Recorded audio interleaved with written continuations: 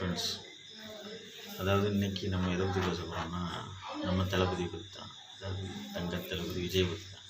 அதாவது நாளைய தீர்ப்பு அப்படிங்கிற ஒரு படம் மூலயமா தமிழ் இண்டஸ்ட்ரியில் அவர் அடி எடுத்து வச்சு கிட்டத்தட்ட 33 ஆண்டுகள் அப்படி ஒரு கஷ்டப்பட்டு அவரை ஆரம்ப நிலையில் அவரே சொல்லியிருக்காரு, இதில் என்ன மூஞ்சி, டப்பா மூஞ்சி, என்ன விடிஞ்ச மூஞ்சி.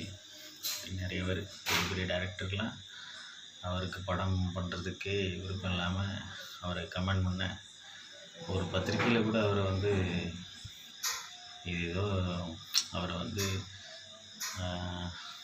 என்ன விடிஞ்ச மூஞ்சி, டப்பா மூஞ்சி அப்படிலாம் போட்டு அவர் ரொம்ப கஷ்டப்படுத்தி அத்தனை ஸ்ட்ரகிள்ஸையும் பார்த்து இன்னைக்கு தமிழ்நாட்டில் ஒரு பெரிய மாபெரும் சக்தி அன்றைக்கி வளர்ந்துருக்காருன்னா அது அவருடைய உழைப்பு மட்டும்தான்.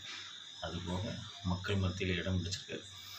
இன்னைக்கு தமிழ்நாட்டு மக்களுக்காக தன்னுடைய பெரிய வருமானம், ஒரு படத்துக்கு குறைஞ்சது 200-300 கோடி ரூபா சம்பளத்தை பண்ணக்கூடிய ஒரு நடிகன் இன்னைக்கு அந்த வருமானத்தை விட்டுட்டு மக்களுக்காக சேவை செய்வதற்காக அரசியலுக்கு வந்திருக்காரு. ஸோ இது ஒரு பெரிய விஷயம். இப்போ ஜனநாயகன் இந்த படம் தான் ஆக்சுவலாக அவருடைய ஃபைனல் படம். இந்த படத்துடைய ஆடியோ ரிலீஸ் மலேசியாவில் நடந்திருக்கு.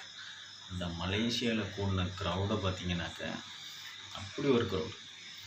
அந்த மலேசியா கவர்மெண்ட் அவருக்கு அவ்வளோ சப்போர்ட் பண்ணி அங்கே அவ்வளோ அரேஞ்ச்மெண்ட் பண்ணி அந்த நிகழ்ச்சியில் பார்த்திங்கனாக்க விஜய் சாதாரண ஒரு சின்ன பையன் மாதிரி, ஒரு 25 வயசு பையன் மாதிரி அதில் ஓடுறதும், அந்த ரேம்ப் வாக் அந்த மூமெண்ட்டில் ஓடுறது வைக்கிறது, அவருடைய அப்பா இதை விட என் வாழ்க்கையில் நான் என்ன பெருசாக எனக்கு தேவைப்படும், இதுவே எனக்கு பெரிய சாதனைன்னு சொல்ல ஓடி போய் சின்ன குழந்த மாதிரி துள்ளி போயிச்சு ஓடி போய் அப்பாவை கட்டி தழுவி அந்த நிகழ்வுலாம் பார்க்க ரொம்ப அமேசிங்.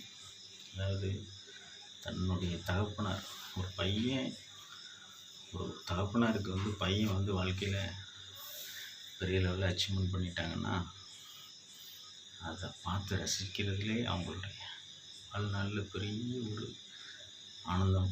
ஒரு சக்ஸஸ் மேன் அப்படின்ற தன்னுடைய மகனை நல்லா வளர்த்துருக்கேன், அவன் சாதிச்சிட்டான் அப்படிங்கிற ஒரு நிகழ்வு.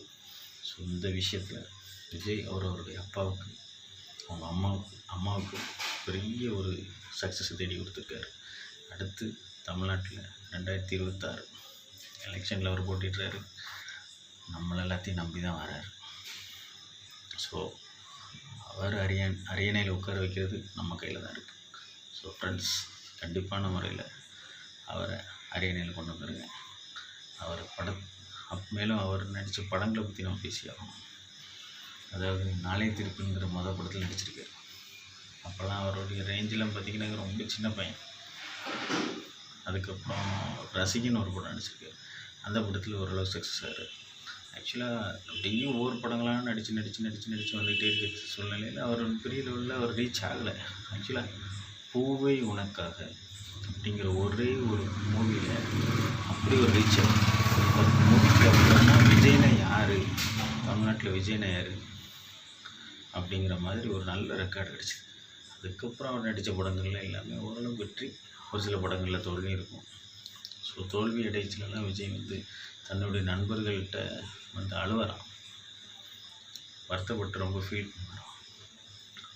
அந்த நண்பர்கள் அவங்க கூட இருந்துக்கிட்டு சிலர் தப்பு ஏதாவது பத்திரிகைகள் எழுதியிருப்பாங்க, அவரை கஷ்டப்படுத்துகிற மாதிரி வேர்ட்ஸ் போட்டிருப்பாங்க. ஸோ இது எல்லாத்தையும் அவர் ஜீரணித்து தாண்டி அவர் டிவிக்குன்னு ஒரு கட்சி ஆரம்பித்து மாநாட்டில் அவர் பேசின பேச்சு சுற்றி சுழண்டு மேலே வந்தவன் அந்த கூத்தாடி அப்படின்னு சொல்லி அவர் ப்ரெசன்ஸ் பண்ணியிருப்பார்.